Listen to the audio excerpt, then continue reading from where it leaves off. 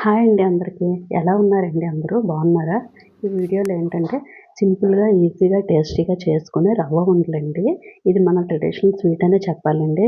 ఎందుకంటే మన అమ్మమ్మల కాలం నుంచి ఇది ఒక సాంప్రదాయకంగా వంటకంగా వెళ్తూ వస్తూ ఉందండి. ఎందుకంటే మనం ఫస్ట్ సింపుల్‌గా చేసుకునే స్వీట్ అంటే గులాబ్ జామ్ అండ్ రవ్వ ఉండలండి. ఇది అందరి ఇంట్లో మాక్సిమం చేసే ఉంటారండి.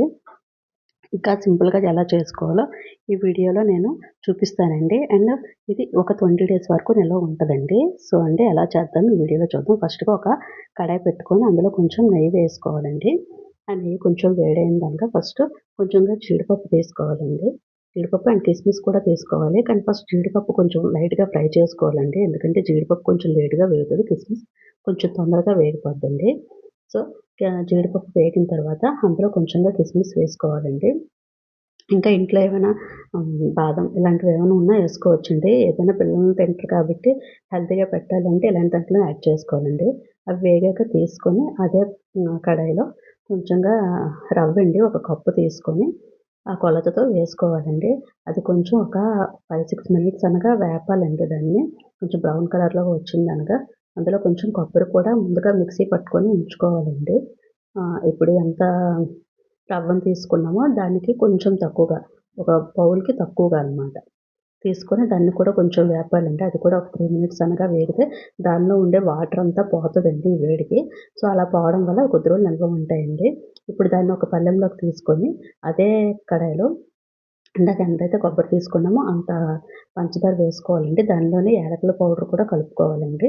సో, అది కొంచెం పంచదార అంతా కరిగి జస్ట్ తీగ పాకం వచ్చింది అనగా పాకం కాదండి. జస్ట్ తీగలా రావాలి. సో, అలా వచ్చిందనగా ఈ ముందుగా మనం ఫ్రై చేసి పెట్టుకున్న ఈ రవ్వని అందులో కలుపుకోవాలండి. ఇంకా డ్రై ఫ్రూట్స్ అన్నీ వేపుకున్నాం కదండీ! అవి కూడా ఇందులో వేసేసుకోవాలండి.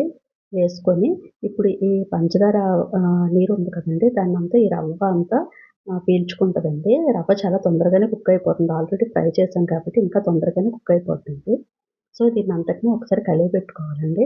కలియబెట్టుకొని ఒక 1 మినిట్ లాగా అలా కలుపుకుంటే మొత్తము డ్రై ఫ్రూట్స్ అండ్ రవ్వ అండ్ కొబ్బరి, ఈ పంచదార మొత్తాన్ని పీల్చుకుంటదండి.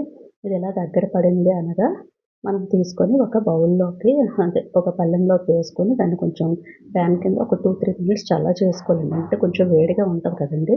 సో, మనం కొంచెం ఉండలు చుట్టాలన్నా సరే మన చెయ్యి కాలుతది. సో, కొంచెం ఫ్యాన్ కింద పెట్టుకొని చల్లారబెట్టుకొని సో, దాన్నింకా మెల్లగా కొంచెం అంటే మరీ పూర్తిగా చల్లగా పడిపోకూడదండి. కొంచెం గోరువెచ్చగా ఉంది అనగా దాన్ని తీసుకొని మనం ఉండలుగా చుట్టాలండి. ఆ ఉండలనేవి మన ఇష్టమండి. పిల్లలు తినడానికి ఎలా కన్వీనియంట్‌గా ఉంటే అంటే మరీ పెద్దగా చేసుకున్న వాళ్ళు సగం తిని సగం వేస్ట్ చేస్తారు కదండీ! సో, మనం కావాల్సినంత సైజులో తీసుకొని దాన్ని చుట్టి పెట్టుకోవాలండి. సో, చుట్టి పెట్టుకొని ఇవి దాదాపుగా ఒక 20 రోజుల వరకు స్టోర్ ఉంటాయండి. సో, అంటే తొందరగా పోతాయని భయపడాల్సిన పని లేదు. బయటనే ఉంటాయండి. అంటే ఫ్రిడ్జ్‌లో నిలవ పెట్టాలని ఏం లేదు. సో, దాన్నలా చుట్టుకొని ఒక డబ్బాలోకి నిల్వ పెట్టుకుంటే పిల్లలు స్కూల్ నుండి వచ్చాక బయట చిల్లర తిండ్లన్నీ కొని ఇవ్వకుండా ఇలాంటివి ఇంట్లో చేసి పెడితే కొంచెం హెల్తీ అండి. మనం చేస్తూ పెడితే మనకు చాలా సాటిస్ఫైగా ఉంటది కదండీ!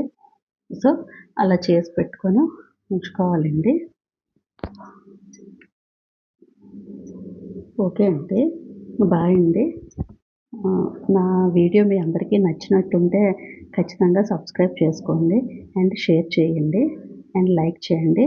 మీకు నచ్చితే కామెంట్ కూడా చేయండి. ఓకే అండి. బాయ్ అండి. వెల్కమ్ టు మై ఛానల్ అండి. బాయ్ అండి. ఇంకో వీడియోతో మళ్ళీ మీ ముందుకొస్తానండి.